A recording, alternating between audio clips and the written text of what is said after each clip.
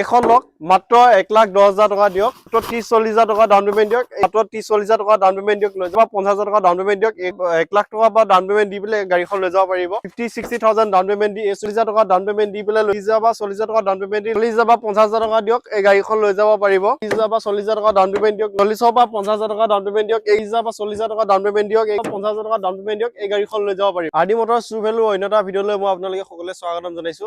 আজি মই আপোনালোকৰ মাজলৈ আৰু কেইখনমান গাড়ী লৈ আহিছো, যিকেইখন আপোনালোক এইটো মাহৰ কাৰণে অফাৰ চলি আছে। তো পলম নকৰি ভিডিঅ'টো সোনকালে ষ্টাৰ্ট কৰোঁ। গাড়ীকেইখনো মই আপোনাক দেখাই দিওঁ কি গাড়ী বৰ্তমান আমাৰ ষ্টকত আছে। তো বলক ভিডিঅ'টো ষ্টাৰ্ট কৰোঁ আমি। বৰ্তমান আমাৰ তাত প্ৰথমতে চাই লওক, এখন আছে চুইফ্ট 2022ৰ হয়। গাড়ীখনৰ কণ্ডিশ্যনো খুব ধুনীয়া হৈছে আৰু গাড়ীখনৰ আমি প্ৰাইচটো লগাইছোঁ আপোনাৰ 5 লাখ টকা। যদি কোনোবা ইণ্টাৰেষ্টিং আছে 5 লাখ টকা দিয়ক, গাড়ীখন লৈ যাব পাৰিব। আৰু এখন আছে আপোনাৰ 2023ৰ ব্ৰেজা হয়। এইখনো আপোনাৰ মাত্ৰ 24,000 চলিছে গাড়ীখন।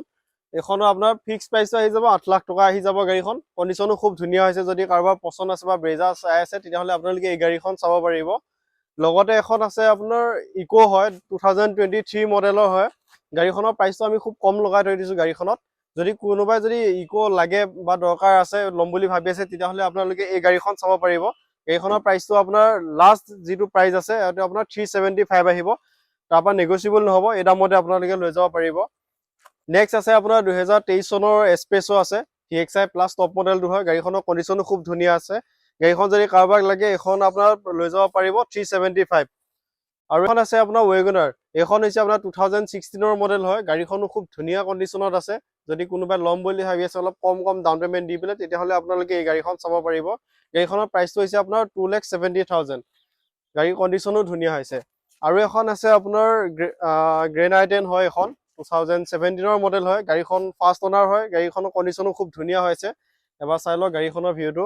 যদি কোনোবাই গাড়ীখন ল'ম বুলি ভাবিছে তেতিয়াহ'লে আপোনালোকে চাব পাৰিব। গাড়ীখন আপোনালোকে লৈ যাব পাৰিব মাত্ৰ 3 লাখ টকাত। 3 লাখ টকাত ফাৰ্ষ্ট অনাৰ গ্ৰেণ্ড আই10। নেক্সট আছে আপোনাৰ 2019ৰ ৱেগনাৰ হয়। এখন হোৱাইট কালাৰত আছে। খুব ধুনীয়া গাড়ী হয় এখন। কণ্ডিশ্যনো খুব ধুনীয়া হৈছে। যদি কোনোবাই এই গাড়ীখন ল'ম বুলি ভাবি আছে তেতিয়াহ'লে আপোনালোকে এই গাড়ীখন 4,40,000 টকা দি পেলাই লৈ যাব পাৰিব। নেক্সট আৰু এখন আছে, যিখন আমাৰ এইটো মাহত অফাৰ চলি আছে। একদম খুব কম দামত দি আছোঁ। গাড়ীখন 2011ৰ হয়, 11 চনৰ গাড়ী হয়। এই i10 হয় গাড়ীখন। এইখন যদি কোনোবাই ল'ম বুলি ভাবি আছে তেতিয়াহ'লে একদম 1,10,000 টকা দিয়ক আৰু আপোনালোকে গাড়ীখন লৈ যাব পাৰিব। আৰু এখন আছিলে আপোনাৰ 2022ৰ হয়, এখন এস্পেচো। এইখনত যদি কোনোবাই ল'ম বুলি ভাবি আছে তেতিয়াহ'লে আপোনাৰ গাড়ীখনৰ প্ৰাইচটো আহিব 3,90,000। 3,90,000 টকাটো দিয়ক আৰু গাড়ীখন লৈ যাব পাৰিব।